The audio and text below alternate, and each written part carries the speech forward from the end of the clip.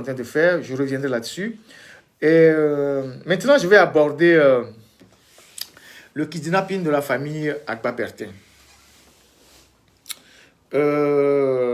Comme j'ai eu à l'annoncer on a eu à l'annoncer sur notre page, la famille Sobertin Agba a été kidnappée le jeudi matin vers 5 heures à Lomé. So Agba Bertin, pour ceux qui ne savent pas, c'est un homme d'affaires togolais qui est décédé au mois de mai passé en Afrique du Sud dans des conditions assez troubles. C'est un homme d'affaires qui a beaucoup fait au Togo, qui faisait beaucoup pour des gens. Agba Bertin, il supportait plus de 300 orphelins. Il a fait beaucoup au Togo. Il avait une société ou deux sociétés. Il a beaucoup aidé l'église, surtout Saint-Antoine de Padoue. Il a beaucoup aidé l'église.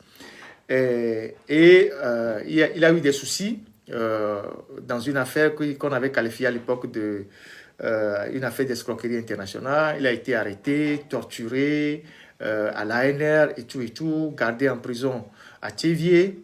Et puis après, il est ressorti, on a voulu l'arrêter de nouveau, et puis il s'est échappé. Et après, sa famille l'a rejoint. Et la famille était en Afrique du Sud avec lui. Et malheureusement, l'année dernière, il est décédé. Ça fait plus d'1 an qu'il est décédé. Je parle de mai 2023. Et quand Sobertin Agba est décédé, on n'a pas ramené sa dépouille au Togo. Il a été enterré au Ghana.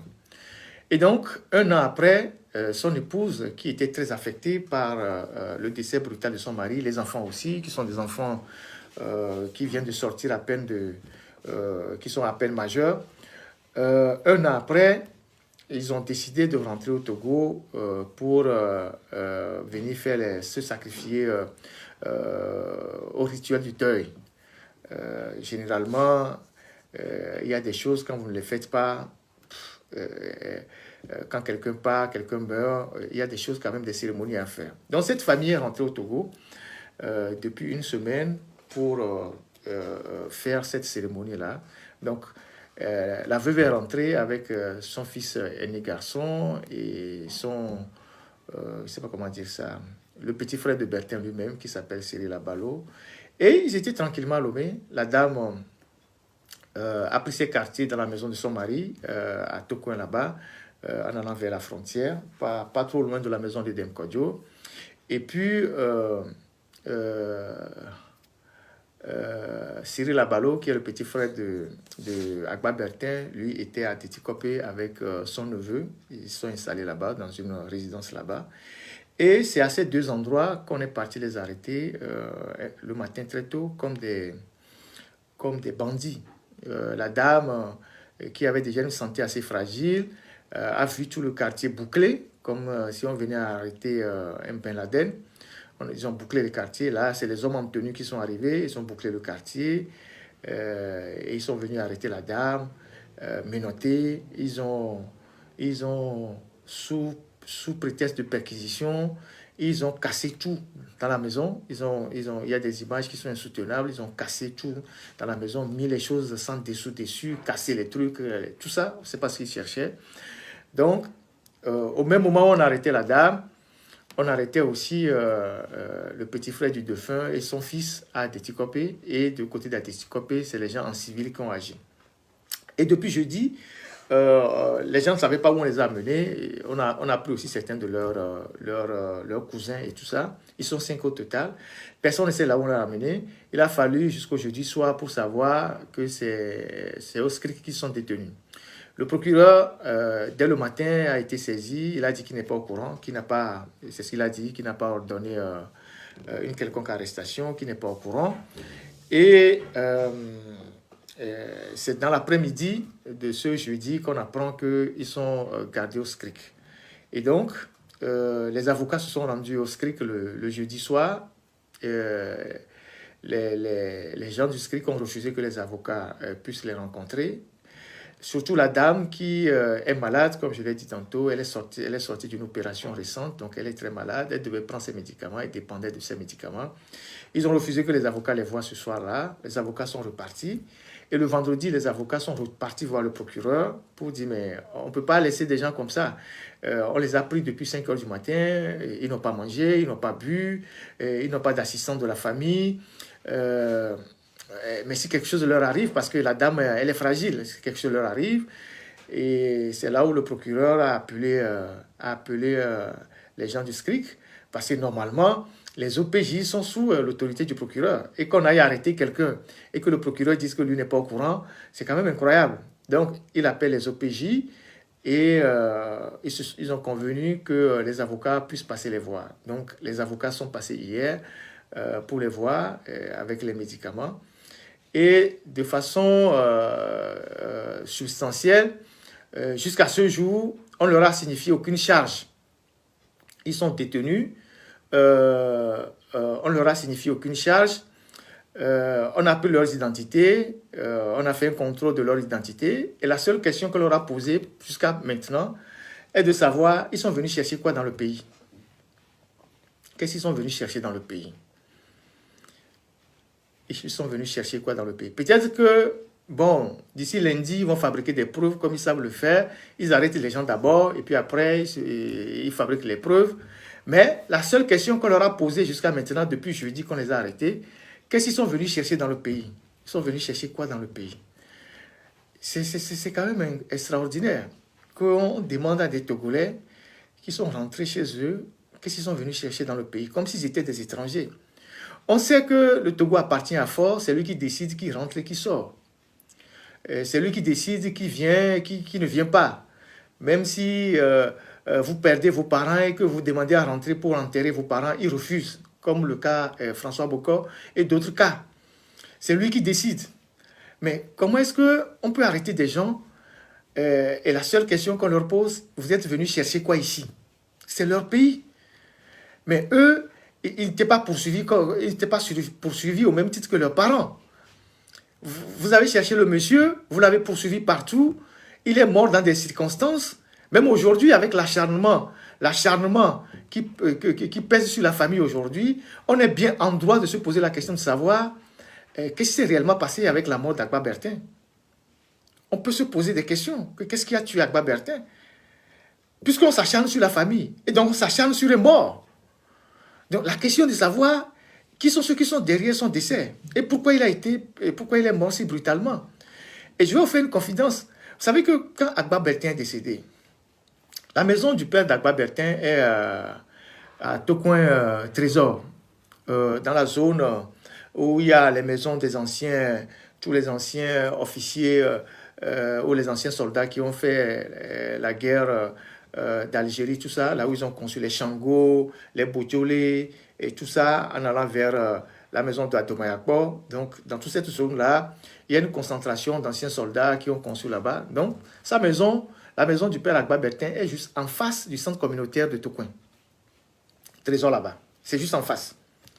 Et donc, quand Bertin est décédé, sa sœur qui était au pays a fait une maquette de sa photo, comme on le fait souvent chez nous quand il y a un deuil, pour mettre au bord de la voie là-bas et devant la maison pour que les gens qui veulent repérer la maison pour venir saluer, viennent saluer.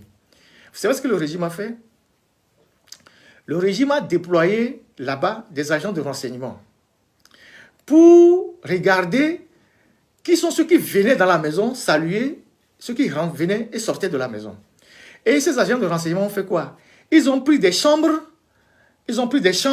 des salles à l'étage du centre communautaire, de manière à regarder directement dans la maison du défunt. Ils ont installé leur quartier général là-bas. Donc, tous ceux qui venaient dans la maison, on les dévisageait et on rendait compte. Le gars est déjà mort.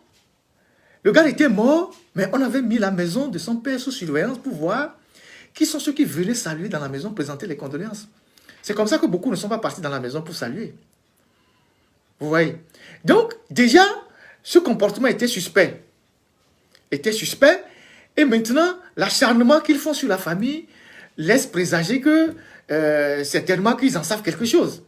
Cette pauvre dame qui ne s'est jamais mêlée de politique, qui ne s'est même jamais mêlée des affaires de son mari, c'était une dame assez discrète, et ses enfants ont commis quel délit pour qu'ils viennent au Togo, qu'on vienne les arrêter comme des bandits, qu'on les menotte, qu'on va les jeter en cellule depuis 3-4 jours. Depuis 3-4 jours, et qu'on ne leur notifie aucune charge. Ils n'ont pas encore fini de faire le deuil de son mari, de son parent, tout ça. On va les jeter en prison. Il y a des Togolais, parfois, qui minimisent ces choses-là. Soit disant, oui, c'est bien fait pour X. Mais écoutez, les gars, si on fait ça à des gens de ce calibre, vous les petits pauvres là, on va vous écraser. Donc, vous avez intérêt, ou nous avons intérêt à dénoncer la justice, quelle que soit la victime, quel que soit celui sur qui l'injustice tombe. Nous avons intérêt, parce que les gens sont écrasés tous les jours dans les commissariats, dans les brigades de gendarmerie, personne n'en parle. Personne n'en parle. Donc, nous devons être à même de dénoncer ces choses-là qui se passent dans notre pays. Est-ce qu'il y a un délit de parenté, par exemple, dans notre code de procédure pénale ou dans notre code pénal? Est-ce qu'il y a un délit de parenté?